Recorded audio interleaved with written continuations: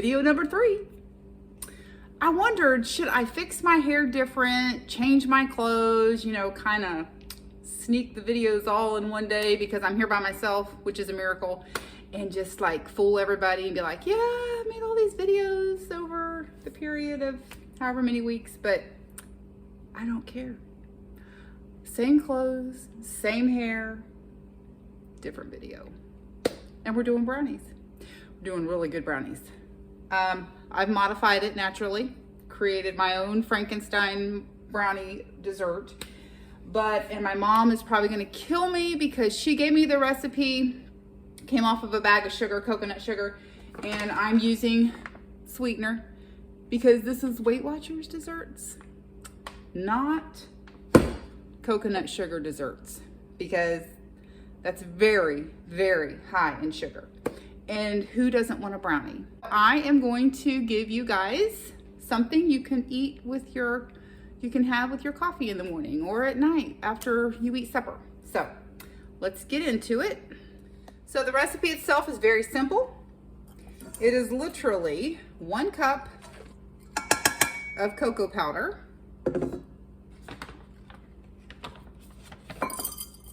it's a cup of sweetener, but I'm taking about a half a cup of my Truvia brown sugar and about a half a cup of King Arthur baking sugar alternative, or you can use monk fruit, the Lakanto, or whatever you want. This is a 1-to-1, so it's just like regular, you use it just like regular sugar. So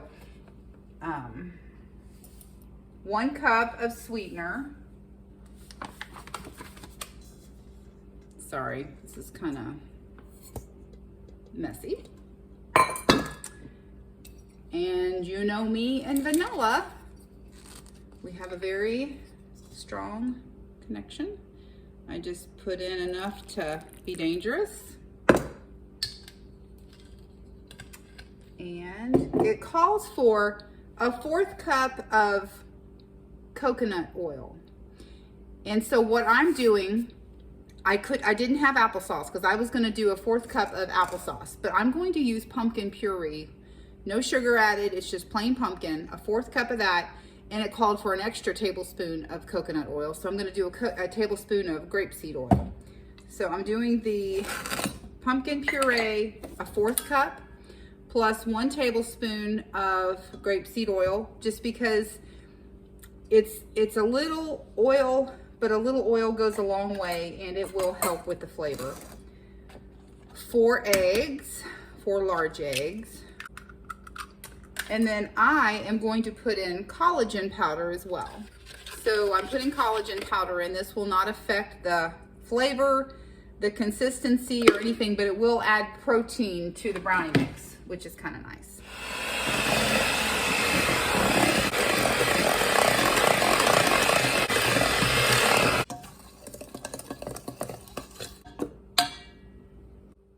So before I forget, the cocoa powder, 0 points. The sweetener, 0 points. The eggs, 0 points. Vanilla, 0 points. Oh yeah, I forgot. Calls for a dash of salt.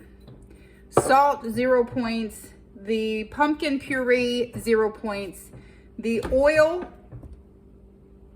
I forget. I'll put it up on the screen when I'm editing the video. But so far, there is no points except for the oil in here, I'm thinking. Yeah. So let me finish this up. I don't have my spray up here, so I am just taking a tiny bit of that. What was left in the bottom of this spoon is how little it is. And I'm just smearing it on here just to give it some non-sticking powder.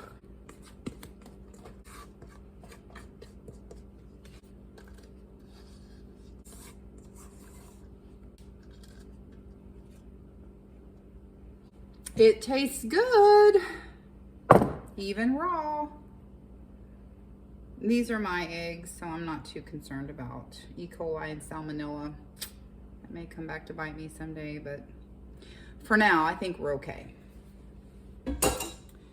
While we're talking about cooking and heating kitchens up in the summertime, I wanted to give you a quick tip on how I keep from heating my house up so much. First of all, I can outside on my grill. And I also have a separate little burner that you can get anywhere, Walmart, whatever. And I'll take that outside sometimes and I'll cook on that. I have cooked meals on my grill before. Like I'll have the burner, I'll have the little burner, and I'll have my grill going, and I have cooked outside on my back patio because I don't want to cook a big meal. And I have my toaster oven in the basement. I usually have my air fryer in the basement in the summertime. But I wanted to show you what I do if I do have to heat my stove up, if I have to use my burner. And this is a glass top. It cleans up great. I don't care what they say about cast iron. It does clean up great.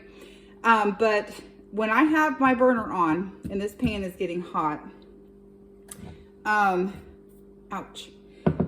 When I do that, all this heat's going into the house, and then my air is going to compensate and run for however long to cool it back off again. So when I turn my burner off and I take this off the heat, watch this. See that? It's real easy. You put a cold pot on the hot burner, and you put the hot thing in your cold oven, and it absorbs the heat. So this is busy absorbing and cooling off the heat from the stove where I had that pan there. The pan is in my cold oven cooling off and not heating my house.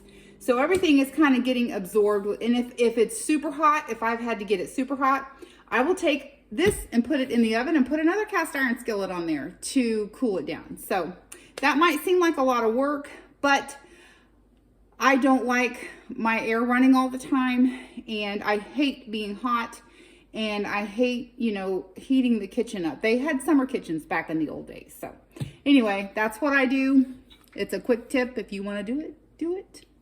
Cooking outside is the greatest. Canning outside is the greatest. If your grill is big enough and you have a big enough burner and you can put your canner on it, do it outside, because it is just, the house gets way too hot. It's not even worth it. I'd rather go to Whole Foods and buy organic green beans than to go through all that trouble and heat of canning, when it's not worth it. So just thought I'd let you know.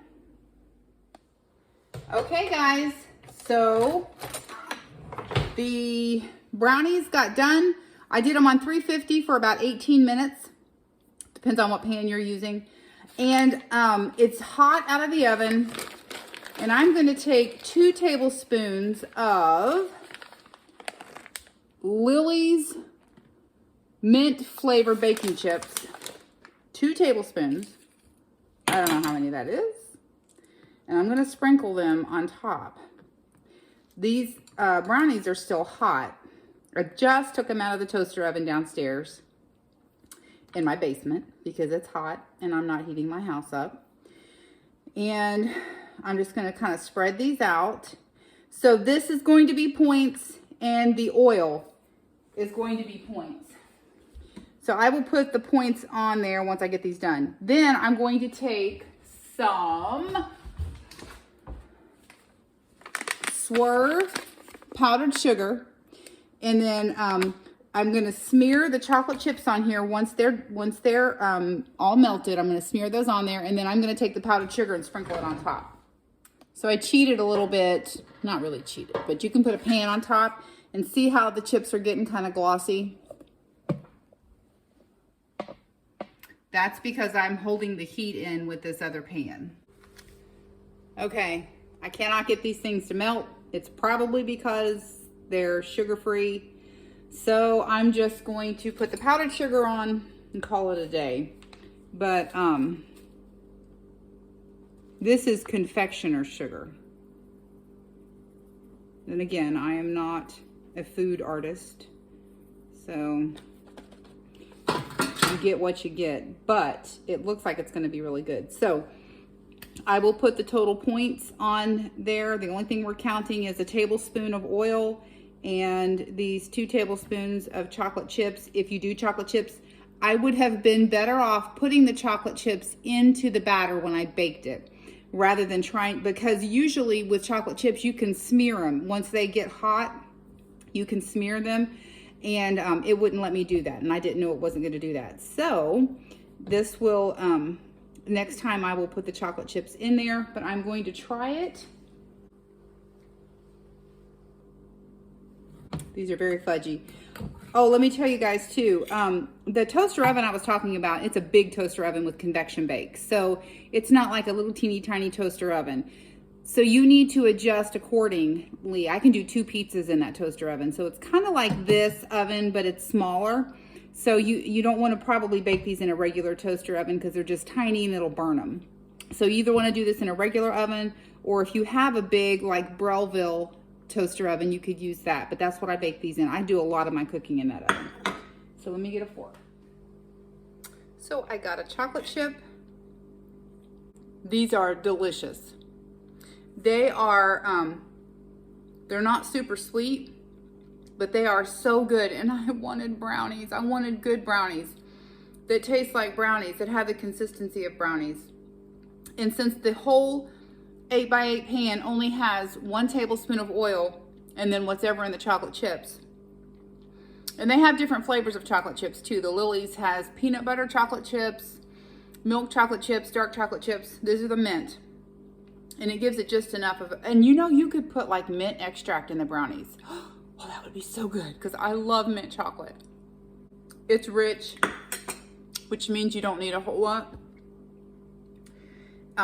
which is a good thing, because if it makes you feel like you've had 5 brownies and you've only eaten 1 because there's so much richness there, that's a good thing. So delicious, love it. Another substitution so we don't have to feel like we can never have anything. Make these, freeze them, cut them into bars, put them in wax paper, freeze them. If you're going somewhere, grab one out of the freezer, and by the time you get there, it'll be thawed and you can have a brownie. You know, I would say take your Halo ice cream with you, but it would probably melt before you got there, so I wouldn't recommend that. Anyway, when it's done, it'll be like cracked around the edges a little bit. Just keep a close eye on. This is the perfect doneness, and it is kind of like velvet. I mean, these are like velvet. They're not crumbly. They're holding together good. Let me show you something. So, and they make that little ooh, squishy noise, you know, that's so good when you're eating. So, a very good, very rich brownie. Now, is it like your 2 sticks of butter brownie? No, it's not. But we live in reality. This is just, it's a really, really, really good substitution. So, I love it. I hope you guys do. Try it, see what you think. I've got some other recipes coming. So, I hope you guys enjoy this, and I will get on to my next video because, you know, this is the day of videos and I'm just doing them all at one time. I will see you in a little bit. Bye. Thanks for watching.